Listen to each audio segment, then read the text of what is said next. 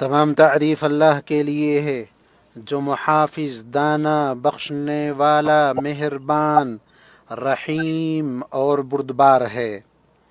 میں اپنے رب کی حمد بیان کرتا ہوں، اس کا شکر ادا کرتا ہوں ان نعمتوں پر جنہیں ہم جانتے ہیں اور جنہیں نہیں جانتے، اور میں گواہی دیتا ہوں کہ ایک اللہ کے سوا کوئی معبود حقیقی نہیں، اس کا کوئی شریک نہیں، وہ بلند و برتر اور عظیم ہے۔ اور میں گواہی دیتا ہوں کہ ہمارے نبی اور سردار محمد اللہ کے بندے، اس کے برگزیدہ اور معزز رسول ہیں۔ اے اللہ اپنے بندے اور رسول محمد پر درود و سلام اور برکت نازل فرما، اور ان کے آل و اصحاب پر جو اللہ کے عظیم دین کے مددگار تھے۔ اما بعد، نیکیاں کر کے اور گناہوں اور برائیوں کو چھوڑ کر اللہ کا تقوی اختیار کرو، کیونکہ متقی لوگ ہی کامیاب و کامران ہیں، اور خواہشات، شہوات اور گناہوں کے پیچھے چلنے والے ہی دنیا و آخرت میں ناکام و نامراد ہیں۔ اللہ تعالیٰ نے فرمایا، پھر اگر یہ تیری بات نہ مانیں تو یقین کر لے کہ یہ صرف اپنی خواہش کی پیروی کر رہے ہیں، اور اس سے بڑھ کر بہکا ہوا کون ہے جو اپنی خواہش کے پیچھے پڑا ہوا ہو بغیر اللہ کی رہنمائی کے۔ بے شک اللہ تعالی ظالم لوگوں کو ہدایت نہیں دیتا۔ اللہ کے بندو، یہ رسول اکرم صلی اللہ علیہ وسلم کی ان عظیم وصیتوں میں سے ایک ہے جس میں شریعت اسلامیہ کے اہم اور بنیادی احکام ہیں۔ نبی کریم صلی اللہ علیہ وسلم نے ابن عباس سے فرمایا، اے لڑکے، بے شک میں تمہیں چند اہم باتیں بتلا رہا ہوں، تم اللہ کے احکام کی حفاظت کرو، وہ تمہاری حفاظت فرمائے گا۔ تم اللہ کے حقوق کا خیال رکھو، اسے اپنے سامنے پاؤ گے۔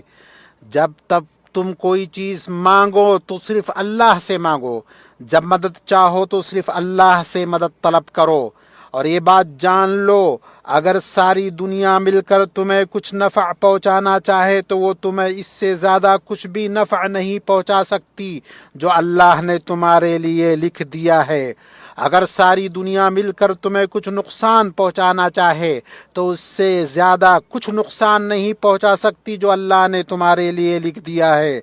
قلم اٹھا لیے گئے، صحیفے خشک ہو گئے۔ اور ابن عباس کی ایک روایت میں ہے کہ نبی صلی اللہ علیہ وسلم نے فرمایا، اللہ کے احکام کی حفاظت کرو، تم اسے اپنے سامنے پاؤ گے۔ خوشحالی میں اللہ کو پہچانو، وہ تمہیں بدحالی میں پہچانے گا، اور جان لو جو چیز تمہیں نہیں ملی وہ تمہیں ملنے والی ہی نہیں تھی، اور جو چیز تمہیں ملی وہ تمہیں ہر حال میں ملنے والی تھی۔ اور جان لو کہ مدد صبر کے ساتھ ہے، کشادگی تنگی کے ساتھ ہے، ہر مشکل کے ساتھ آسانی ہے۔ یہ ایک وصیت ہے جو بھلائیوں کو سمیٹے ہوئی ہے، برائیوں اور ناپسندیدہ امور سے خبردار کرتی ہے۔ اور اللہ کے احکام کی حفاظت کرو، وہ تمہاری حفاظت کرے گا۔ اس کا مطلب یہ ہے اللہ کے اوامر کی حفاظت کرو، انہیں ضائع نہ کرو، ان سے غفلت نہ برتو، نہ ان میں کوتاہی کرو، بلکہ انہیں تعظیم اور پوری پابندی کے ساتھ بجا لاؤ۔ اللہ کی ممانعتوں اور حرام کردہ چیزوں کی حفاظت اس طرح کرو کہ ان کے قریب نہ جاؤ، ان میں سے کسی چیز کا ارتکاب نہ کرو بلکہ ان سے دور رہو۔ اللہ کے احکام، ممانعتوں اور دین کی حفاظت کا بدلہ یہ ہے کہ رب کی طرف سے مسلم بندے کی حفاظت ہوتی ہے، چنانچہ وہ اس کے دین کی حفاظت کرتا ہے جو اس کے تمام معاملات کا محافظ ہے، اور اس کی دنیا کی حفاظت کرتا ہے جس میں اس کا گزر بسر ہے، اور اس کی آخرت کی حفاظت کرتا ہے جہاں اس کا لوٹنا اور جہاں اس کی جنت ہے، اور اس کے ان دینی اور دنیاوی مفادات کی حفاظت کرتا ہے جنہیں بندہ جانتا ہے اور جنہیں نہیں جانتا، اور اس کی موت کے بعد اس کی اولاد کی حفاظت فرماتا ہے۔ اللہ فرماتا ہے جو شخص نیک عمل کرے مرد ہو یا عورت لیکن ایمان والا ہو تو ہم اسے یقیناً نہایت بہتر زندگی عطا فرمائیں گے اور ان کے نیک اعمال کا بہتر بدلہ بھی انہیں ضرور دیں گے۔ اور اللہ نے فرمایا جو شخص اللہ سے ڈرتا ہے اللہ اس کے لیے چھٹکارے کی شکل نکال دیتا ہے اور اسے ایسی جگہ سے روزی دیتا ہے جس کا اسے گمان بھی نہ ہو۔ جو شخص پر اللہ پر توکل کرے اللہ اس کے لیے کافی ہوگا۔ اور رب تعالی نے موسیٰ علیہ السلام اور خضر کے واقعے میں فرمایا دیوار کا قصہ یہ ہے کہ شہر میں دو یتیم بچے ہیں جن کا خزانہ ان کی دیوار کے نیچے دفن ہے۔ ان کا باپ بڑا نیک شخص تھا تو تیرے رب نے چاہا کہ یہ دونوں یتیم اپنی جوانی کی عمر میں پہنچ کر اپنا یہ خزانہ تیری رب کی رحمت و مہربانی سے نکال لے۔ میں نے اپنی طرف سے کچھ نہیں کہا۔ اللہ نے فرمایا اور چاہیے کہ اس بات سے ڈریں کہ اگر وہ خود اپنے پیچھے ناتواں بچے چھوڑ جاتے ہیں جن کے ضائع ہونے کا اندیشہ ہے۔ بعض سلف نے اپنی اولاد سے کہا میں زیادہ نماز اس لیے پڑھتا ہوں تاکہ میرے بعد تمہاری حفاظت کی جائے۔ اور اللہ عز و جل نے بعض نیک اعمال کی پابندی کی خاص طور پر تاکید فرمائی ہے کیونکہ جب مسلمان ان اعمال صالحہ کی پابندی کرتا ہے تو وہ دیگر نیکیوں کی پابندی بدرجہ اولا کرے گا۔ اللہ تعالیٰ نے فرمایا نمازوں کی پابندی کرو اور خصوصاً درمیانی نمازوں کی۔ اور اللہ نے فرمایا جو لوگ اپنی نمازوں کی پابندی کرتے ہیں یہی لوگ وارث ہیں جو فردوس کے وارث بنیں گے اور اس میں ہمیشہ رہیں گے۔ پس جو با جماعت نمازوں کی پابندی ان کے تمام اعمال کو پورا کرتے ہوئے کرے گا وہ بدرجہ اولا اسلام کے دیگر ارکان کی بھی پابندی کرے گا۔ چنانچہ وہ زکوٰۃ اس کے مستحقین کو ادا کرے گا، مال کے عذاب سے بچ جائے گا، اللہ اس سے راضی ہوگا، وہ رمضان کے روزے رکھے گا، بیت اللہ کا حج کرے گا، توحید کو بجا لائے گا۔ یاد رہے کہ بقیہ ارکان اسلام اس کے تابع ہیں۔ اور جس نے رب کریم کے اس فرمان پر عمل کیا مومن مردوں سے کہہ دو کہ وہ اپنی نگاہیں نیچی رکھیں، اپنی شرمگاہوں کی حفاظت کریں، یہ ان کے لیے زیادہ پاکیزہ ہے۔ بے شک اللہ تعالیٰ ان کے اعمال سے پوری طرح باخبر ہے۔ اور مومن عورتوں سے کہو کہ وہ اپنی نگاہوں کو نیچی رکھے اور اپنی شرمگاہوں کی حفاظت کرے۔ اللہ نے فرمایا اور قدیم جاہلیت کی طرح اپنی زیب و زینت کا اظہار نہ کریں اور نماز قائم کریں، زکوٰۃ ادا کریں اور اللہ اور اس کے رسول کی اطاعت کریں۔ پس جو اپنی شرمگاہ کی حفاظت کرے گا وہ بدرجہ اولا اپنے باقی اعضاء و جوارح کی حفاظت کرے گا۔ اور نبی صلی اللہ علیہ وسلم نے فرمایا جو شخص مجھے اپنی زبان اور اپنی شرمگاہ کی حفاظت کی ضمانت دے میں اسے جنت کی ضمانت دیتا ہوں۔ اس حدیث کو بخاری نے روایت کیا ہے۔ اور نبی کریم صلی اللہ علیہ وسلم کے اس فرمان یعنی اللہ کی حفاظت احکام کی حفاظت کرو گے تو تم اسے اپنے سامنے پاؤ گے، اس کا مطلب یہ ہے کہ اللہ کے اس دین کی حفاظت کر کے جس اسے اپنے بندوں کے لیے پسند فرمایا تم اللہ کو اپنے سامنے پاؤ گے، یعنی وہ اپنی رحمت، مدد، توفیق، نصرت، نگہبانی، فضل اور بلائیوں کے ساتھ تمہارے ساتھ ہوگا اور تمہیں برائیوں اور ناپسندیدہ امور سے محفوظ رکھے گا۔ اور اگر تمہیں کوئی ناپسندیدہ چیز پہنچے تو دراصل تمہارے درجے کی بلندی اور آخرت کے لیے ثواب کا ذخیرہ بنے گا، جیسا کہ نبی کریم صلی اللہ علیہ وسلم نے فرمایا مومن کے معاملے پر تعجب ہے، اس کا ہر حال خیر ہی خیر ہے، اگر اسے خوشحالی پہنچے تو شکر کرتا ہے اور اس کے لیے بہتر ہوتا ہے، اور اسے تکلیف پہنچے تو صبر کرتا ہے، یہ بھی اس کے لیے بہتر ہوتا، اور یہ مقام مومن کے سوا کسی کو حاصل نہیں۔ اور جب مانگو تو اللہ ہی سے مانگو، اپنی تمام حاجات اس رب العالمین کے حضور پیش کرو جس کے ہاتھ میں دنیا اور آخرت ہے، جس کے خزانے بھرے ہوئے ہیں، خرچ کرنے سے جس میں کوئی کمی نہیں ہوتی۔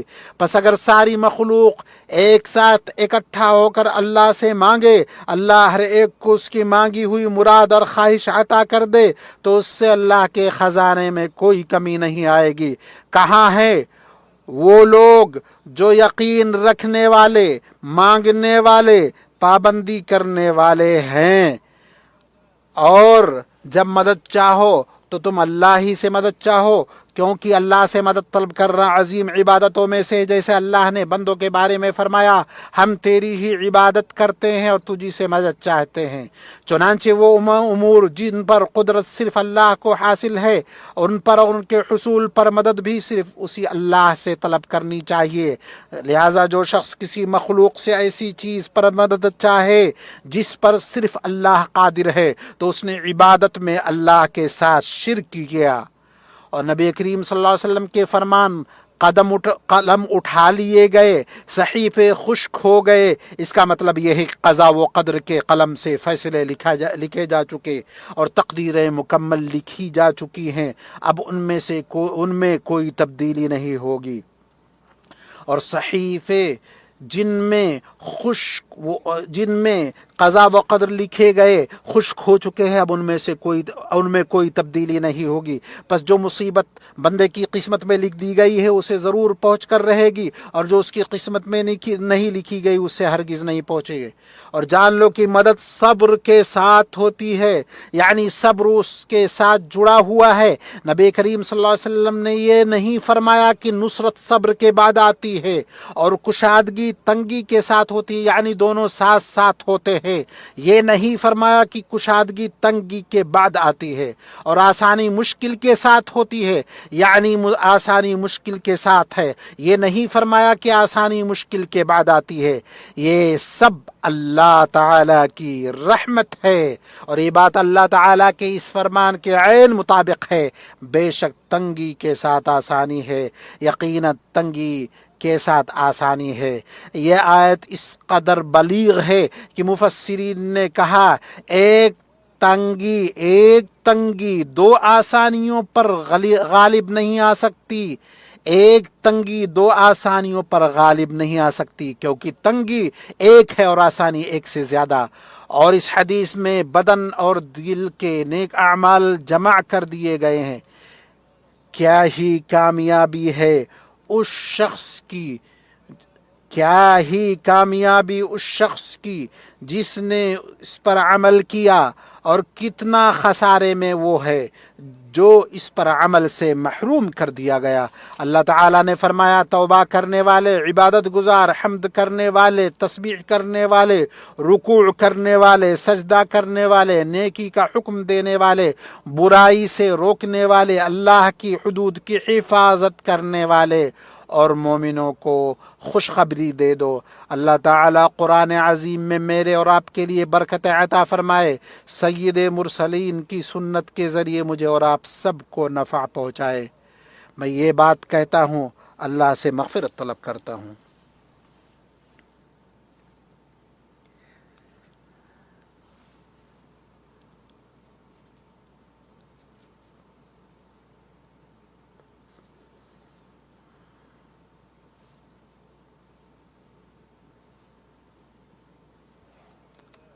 تمام تعریفیں اللہ ہی کے لیے ہیں، جو گناہوں کو بخشنے والا، توبہ قبول کرنے والا، سخت سزا دینے والا ہے۔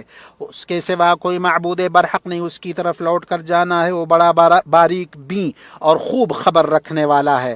میں اپنے رب کی ان نعمتوں پر اس کی حمد اور شکر ادا کرتا ہوں جنہیں ہم جانتے ہیں، جنہیں نہیں جانتے، کیونکہ تمام فضل ہمارے رب ہی کا ہے، ہر عمدہ تعریف اسی کے لیے ہے، وہ ہر چیز پر قادر ہے۔ اور میں گواہی دیتا ہوں کہ ہمارے نبی اور سردار محمد اللہ کے بندے اور اس کے رسول ہیں، جو خبری سنانے والے، ڈرانے والے، روشن چراغ ہے۔ اے اللہ اپنے بندے اور رسول محمد، ان کے آل بیت اور تمام صحابہ پر درود و سلام نازل فرما۔ اما بعد، اللہ تعالیٰ کی رضا کی طلب میں اللہ کا تقوی اختیار کرو، تم بھلائیاں حاصل کرو گے، اس کی رحمت اور جنتوں کے مستحق بنو گے، اس کے عذاب اور سزا سے نجات پاؤ گے۔ اے مسلمانوں، تم اپنے نیک اعمال کی حفاظت کرو، امیدوں اور لمبی عمر سے دھوکے میں نہ پڑو، کیونکہ دنیا میں کوئی قرار نہیں اور تم سب کو ایک ابدی گھر یعنی جنت یا جہنم کی طرف لوٹ کر جانا ہے۔ یقیناً جس چیز کا تم سے وعدہ کیا گیا وہ ضرور آ کر رہے گا اور تم اللہ کو عاجز نہیں کر سکتے۔ تمہارے پاس ایسی خبریں آ چکی ہے جن میں نصیحت اور کامل حکمت موجود ہے۔ اللہ تعالیٰ کا فرمان ہے، جس دن ہم جہنم سے کہیں گے کیا تو بھر گئی، وہ کہے گی کیا کچھ اور بھی ہے، اور جنت پرہیزگاروں کے قریب کر دی گئی ہے، کچھ بھی وہ دور نہ ہوگی۔